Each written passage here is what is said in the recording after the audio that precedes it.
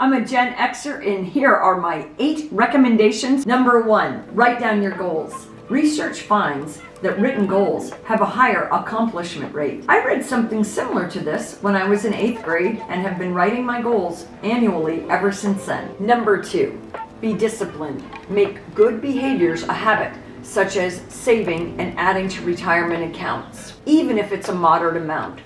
Always save. Don't take a zero on this. You're probably going to need a lot more savings than you expect, so start and continue ASAP. My dissertation research showed that even elder women who grew up poor or in the projects, but who saved as kids, considered this a key behavior that helped them get out of poverty and become wealthy. Number 3, live below your means. Make do with what you have, avoid the temptation to make rash purchases, and of course, don't try to keep up with the Joneses. They probably are in debt. A woman who worked for me lived very minimally. She saved as much as possible and only spent an extra $5 a month on coffee.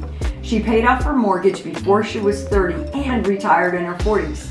She's still thrifty and living below her means. She does things such as teaching in other countries so that she gets to travel internationally for free. Number 4, safety and risk management.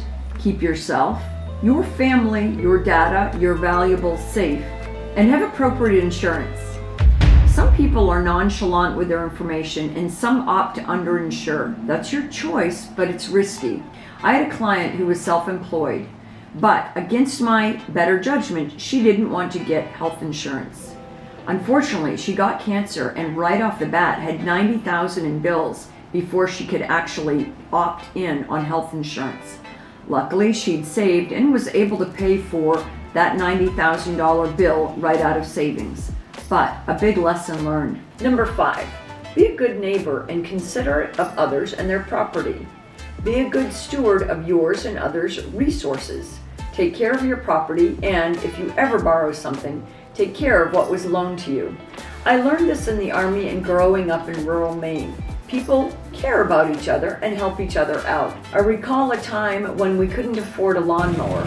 We had to borrow one, but we filled it with gas, topped off the oil, mowed our neighbor's lawn, and were very careful with what had been loaned to us. Number 6, training and education. It takes extra time, money, energy, but the long-term benefits can be the crucible to improving your quality of life. For example, a client lived at low rent housing. He used extra income to spend nights and weekends getting a special aircraft license.